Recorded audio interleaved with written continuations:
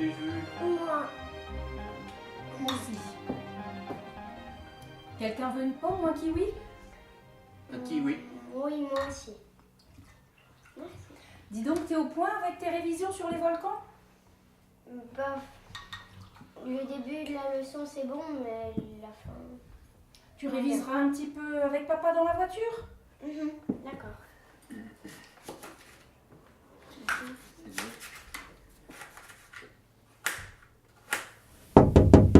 Et bonjour la petite famille. Alors, c'est le petit déjeuner? Oui.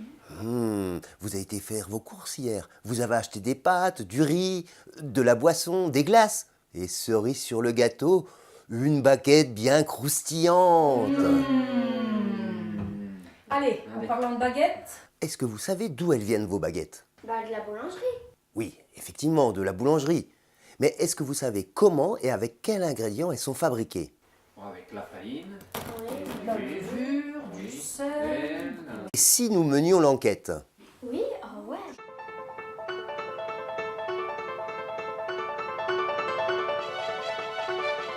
Je vous propose d'aller voir où sont fabriquées vos baguettes. Oui, c'est une bonne idée.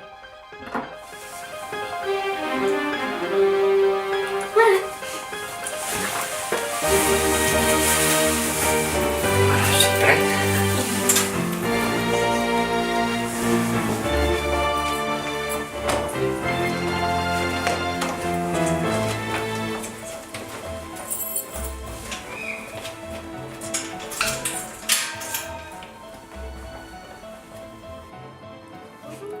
Bonjour, messieurs, dames. Bonjour. Bonjour.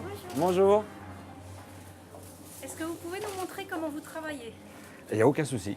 Je vous montre les locaux. On va arriver dans le fournil. Je vais vous montrer la fabrication, les étapes de la fabrication de notre pain, hein, et jusqu'à la cuisson. Si vous voulez bien me suivre.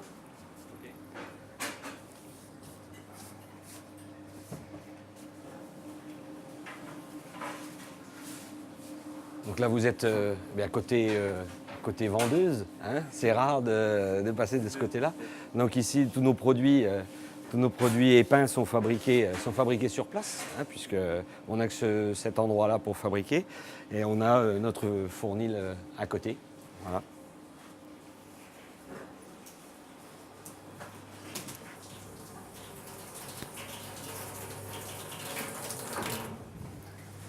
Là, on est équipé de deux pétrins, puisqu'on a quand même une quantité à faire quotidiennement, hein, parce qu'il faut savoir que le pain, le métier de boulanger, c'est un métier qui est je dirais le plus difficile à organiser en un temps record. C'est rare qu'on puisse faire du pain en moins de 12 heures, quoi, parce qu'il y a un temps de fermentation. Comme on travaille un produit naturel, on a un temps de fermentation qu'on ne peut pas enlever. Et donc, ça nous oblige à rester longtemps au fournil. Donc, on a les chambres froides qui nous permettent de ralentir cette fermentation pour pouvoir travailler un jour sur l'autre. Donc, ici, on a nos deux pétrins. Donc, la farine de la maison Thuriot, hein, que je crois vous avez visité. Oui. Alors, donc c'est les agriculteurs locaux, transformation à Betonvilliers, stockage et livraison chez nous, donc hebdomadaire. Alors,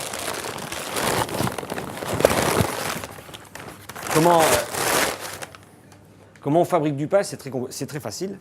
Le pain, c'est 4 ingrédients. C'est de la farine, de blé, c'est de l'eau, des ferments et du sel. Voilà, c'est tout ce qu'il y a dans le pain. Après, c'est le boulanger qui va faire toute la différence. Mais le boulanger, il va faire la différence suivant la matière première qu'il va avoir. C'est ce qui est important, c'est ce qu'il faut comprendre, c'est que suivant la matière première qu'il peut avoir, c'est lui qui va pouvoir faire la différence. S'il a un produit complètement standard et je dirais bourré d'additifs, qui va permettre au boulanger d'appliquer une recette sans se préoccuper de la fermentation, sans se préoccuper de la météo, automatiquement, il va faire un produit standard, mais qui va se ressembler à Belfort, à Marseille et à Lille. Voilà. L'avantage de travailler sur des farines en local, c'est qu'on adapte un peu le travail du boulanger est adapté un petit peu je vais dire, au terroir et à la façon de travailler du meunier. Donc nous, on a choisi de ne pas avoir des pétrissages intensifs, mais plutôt d'avoir du goût, c'est-à-dire de travailler le goût. Donc le pain n'est jamais très beau, mais on essaye de le faire très bon. Voilà. Donc là, on va faire une petite fournée.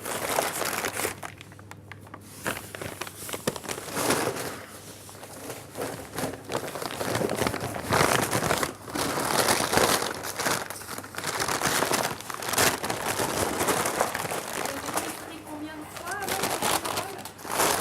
alors, Alors, le pétrissage, c'est une fois. Sauf que le pétrin, il tourne plusieurs fois. Voilà. Mais la phase de pétrissage, c'est une fois. Le pétrissage, c'est la phase. Alors, on va faire. Donc, on va mettre notre farine, on va mettre l'eau. Et quand on va faire ce premier mélange, on va appeler ça le premier temps de repos. On va laisser l'eau et la farine se reposer. Alors, ça varie entre une demi-heure, 3/4 d'heure, 1 heure, 24 heures. Ça dépend comment on veut travailler. Nous, on a fait le choix de laisser 1 heure. Ça s'appelle la période d'autolyse. C'est-à-dire que toute la matière sèche qui est stockée dans le sac de farine, enfin donc la farine, va absorber petit à petit l'eau pour pouvoir bien être uniforme. Et ensuite, on va lancer la phase de pétrissage. Donc la phase de pétrissage, c'est à partir du moment où on met dans l'eau et la farine le sel et les ferments. Ça, c'est cette phase-là. Et après, on a des périodes de repos qui s'appellent le pointage. Le pointage, lui, sert à lancer la fermentation. Hein, c'est-à-dire le pain fermente. À partir du moment où on a mis l'eau, la farine, le processus est lancé. Et après, c'est au boulanger de gérer tout ça. Quand il va gérer, donc il va avoir sa première phase de pointage. Donc là, il va travailler les matières plastiques, hein, c'est-à-dire le gluten, pour pouvoir avoir une rétention du résultat de la fermentation. C'est-à-dire la fermentation va donner de l'alcool et du CO2 en développant des goûts et les arômes par rapport au blé qui ont été intégrés dans la farine, que le meunier a choisi. Et en faisant cette première phase de pointage, c'est là où le boulanger va développer son identité, en gros. C'est les mêmes temps de pétrissage pour tous les types de pain? Pas du tout, pas du tout. Chaque boulanger adapte son type de pétrissage suivant sa farine et suivant le résultat qu'il veut chercher. Chaque récolte de blé, le boulanger va devoir adapter son travail. Parce que la météo rentre en compte, l'hygrométrie, suivant les conditions de récolte, comment le blé a poussé. Il y a plein de paramètres qui vont faire que le boulanger doit s'adapter. Alors c'est des petites variantes, mais ça c'est le vrai métier du boulanger. Donc le meunier, toujours après la récolte, va proposer sa plaquette pour pouvoir faire sa farine dite panifiable, hein, pour la commercialiser au boulanger. Et le boulanger doit adapter sa méthode par rapport à la matière première qu'il reçoit. Et dans le but de toujours faire le même pain pour ses clients, mais avec une matière première qui sera peut-être un petit peu différente suivant les paramètres de l'année, tout simplement. La température de l'eau a une importance pour une bonne et simple raison, c'est que pour faire une bonne fermentation, on doit avoir dans notre pâte, quand elle est complètement pétrie, elle doit être à la sortie du pétrin, quelles que soient les conditions du fournil, quelle que soit la saison, quels que soient tous les paramètres qui peuvent faire les variantes de température, la pâte doit sortir entre 22 et 24 degrés.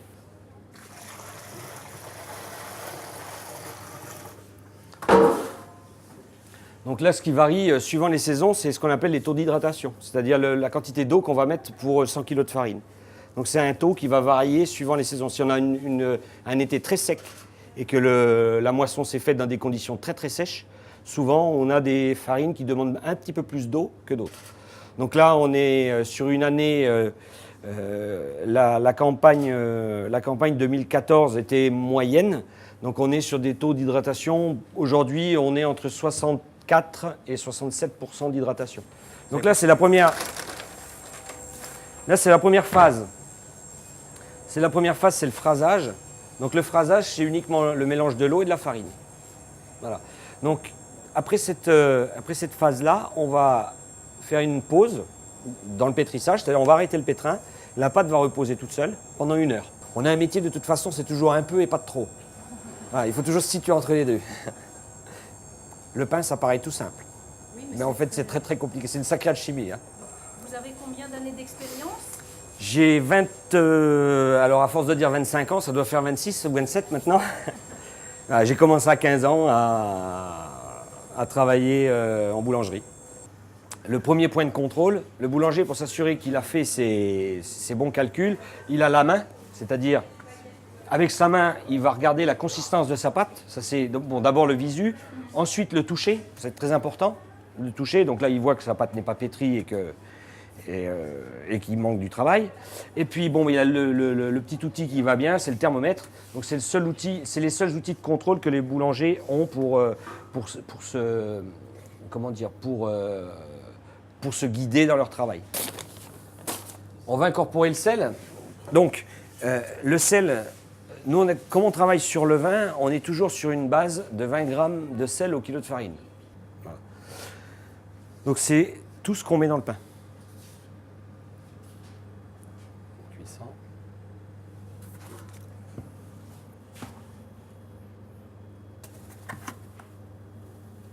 On va lancer notre pétrissage. Alors vous voyez, toutes les bulles, ça c'est toutes les bulles de fermentation, et là c'est en pleine ébullition, on va dire.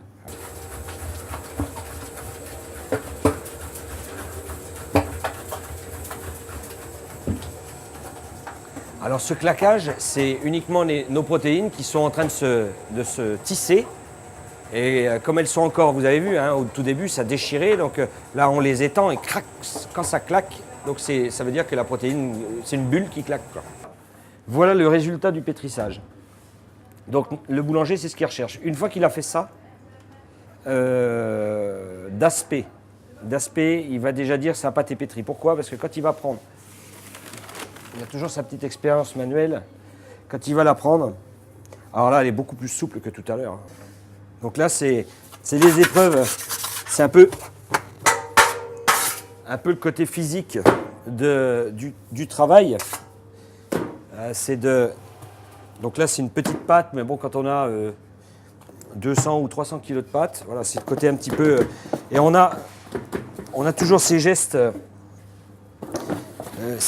qui paraissent simples, mais qui sont malgré tout très précis pour pouvoir avoir une tenue de pâte régulière dans la fermentation. Parce que sinon, comme c'est quelque chose qui bouge tout le temps, la fermentation, le boulanger doit anticiper la réaction de son pain. Donc, il doit avoir des gestes précis et ranger ses pâtes précisément aussi dans son frigo. Notre pain qui a fermenté, vous voyez, approche-toi, regarde. Tu vois, c'était tout lisse tout à l'heure, et là, on a quelque chose qui est complètement... Alors, il y a une espèce de petite croûte, et puis là, on voit qu'il y a une fermentation qui s'est faite, mais le froid a bloqué, c'est-à-dire, on n'a pas pris de volume, mais la fermentation s'est faite dedans.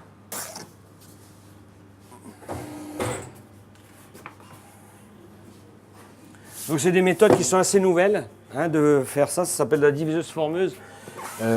Quand c'est arrivé sur le marché, ça nous a beaucoup soulagé. Donc il s'agit de prendre la pâte qu'on a pesée tout à l'heure à 3,6 kg et de la diviser en 10 pour faire 10 baguettes de 350 grammes. Donc là c'est juste de la manutention où il faut quand même avoir un petit peu de précision au niveau du travail de la pâte quand même, puisque on travaille une pâte qui est complètement fermentée. Alors vas-y, viens toucher, regarde. C'est plein de bulles dedans. Vous voyez, là la fermentation est finie. Hein, fini, prête à mettre au four.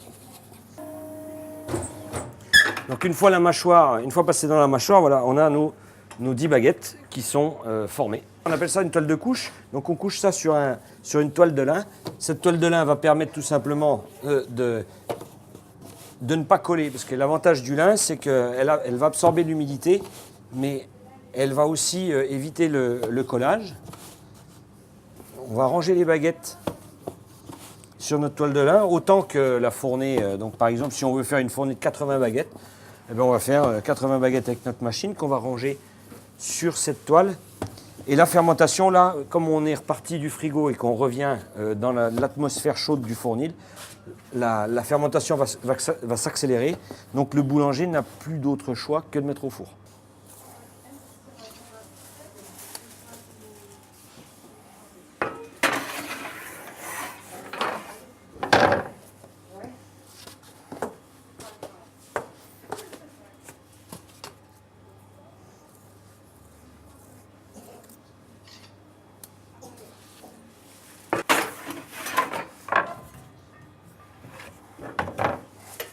Voilà, donc notre fournée, C'est une petite fournée hein, qui est prête. Donc là, on est sur les premières phases de développement.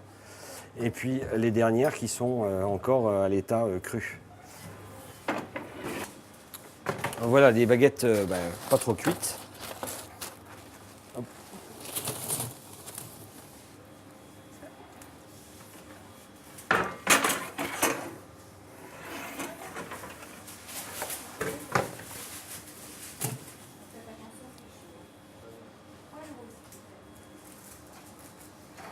C'est quand la baguette, voilà, c'est... Vas-y, sens. Là, on a tous les arômes. Voilà. Tous les arômes du travail de tout le monde. Voilà. Alors, vous avez trouvé des infos? Alors, on en a appris des choses aujourd'hui, hein? Ah ouais, c'est trop bien. Ouais, et puis il y avait la machine qui coupait le pain comme ça. Moi, je croyais que c'était lui qui coupait. Et du levain qu'il faut se couper tous les jours. Oui, et le bois local pour chauffer le four. Et alors, vous avez vu, la farine, elle vient du moulin Thuriot, qui est pas loin de chez nous. Ouais. Oui. Ça tombe bien, c'est justement l'heure où le meunier vient de livrer sa farine.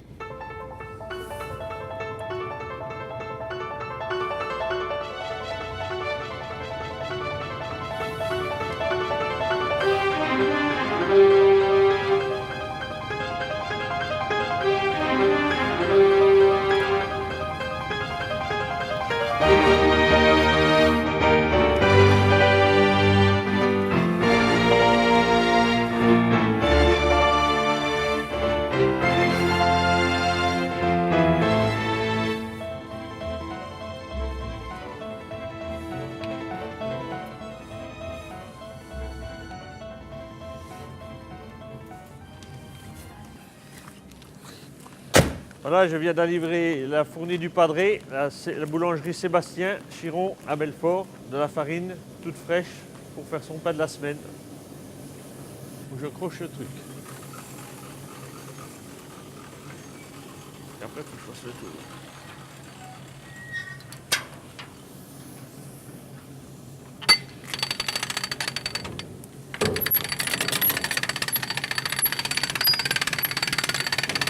Voilà, donc les agriculteurs nous amènent le blé. On achète le blé aux agriculteurs locaux autour du moulin, à peu près une dizaine de kilomètres en rayon autour du moulin. Ils nous amènent le blé au moment de la moisson et ils le vident dans cette fosse. Donc, c'est une fosse à grains où on réceptionne le blé et ensuite on l'envoie dans des silos de stockage pour le garder pendant une année, parce que le blé, on le récolte qu'une fois dans l'année. Ça nous permet d'avoir une bonne qualité de blé. Oui, donc le blé est acheminé dans ces deux cellules de stockage. Il est stocké à l'intérieur pendant un an. Ce sont deux gros silos en vrac. Par contre, dans le temps, le blé était stocké en sacs de 100 kg. C'était des toiles jute de 100 kg, puisque notre moulin existe depuis 1730. Moi, je suis la 6e génération. Mon papa la 5e. J'ai mon fils qui travaille déjà avec nous, la 7e, qui est toujours en activité. Et je vais vous montrer à l'intérieur du moulin comment on écrase le blé.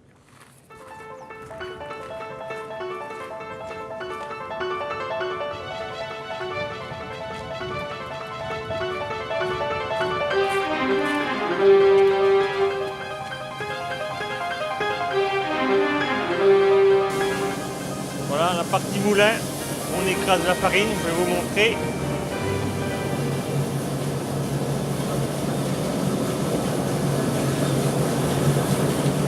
Ah, ce sont les cylindres où on écrase le blé. Avant d'écraser le blé, on fait un mélange de blé de plusieurs variétés. Donc c'est des variétés qu'on a achetées aux petits agriculteurs locaux, avec plein de sortes, plein de variétés de blé, plein de mélanges, ce qui permet d'avoir une bonne homogénéité dans la farine. Et donc elle est écrasée sur ces cylindres. C'est fait en plusieurs étapes, ça c'est au niveau de l'écrasement de la farine, du blé.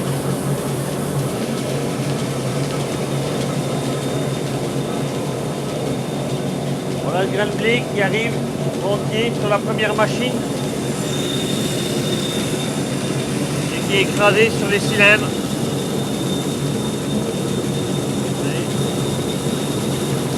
Là, c'est le premier écrasement.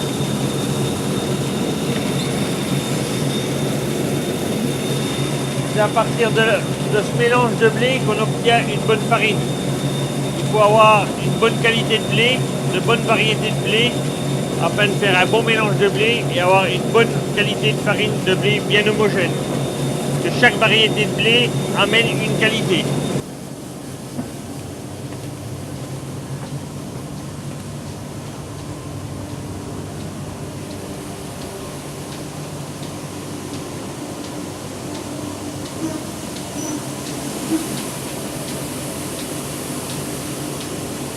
Là, il y a tous les issus de blé qui descendent là, on est à un étage intermédiaire, où tous les issus de blé descendent. Les sons, les rémoulages, les fins sons, qui eux vont partir à la fabrication de l'aliment du bétail. Et je vais vous montrer en haut la machine qui tamise la farine.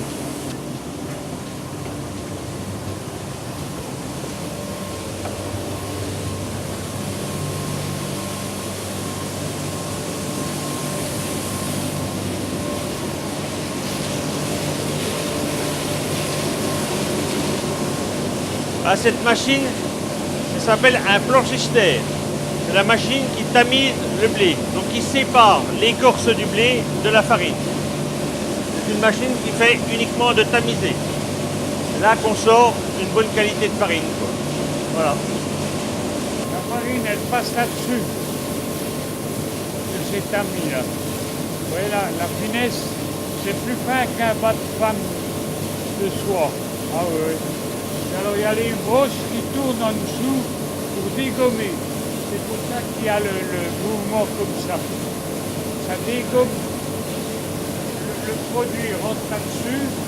Avec tout ça, ça l'éparpille à travers du tamis. Et la brosse, elle tourne en dessous. Sur un axe qu'il y a sur chaque tamis. Ça, c'est l'âme du moulin. C'est l'âme du métier.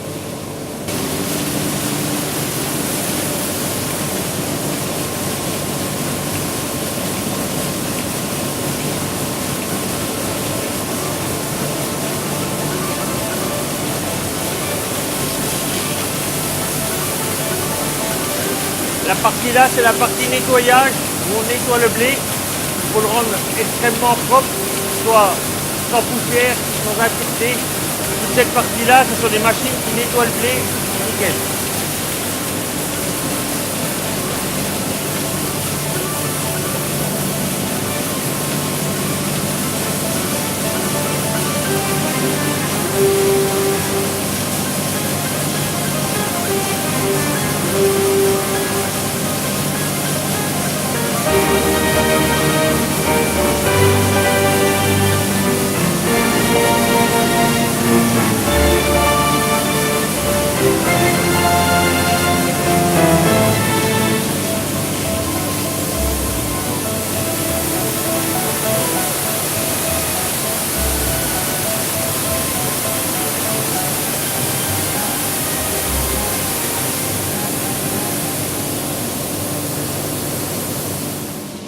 Voilà, à l'intérieur de ce silo, voilà la farine qui arrive, qui est terminée, qui est prête à être en sachet, en sac et à partir dans les boulangeries ou chez les particuliers.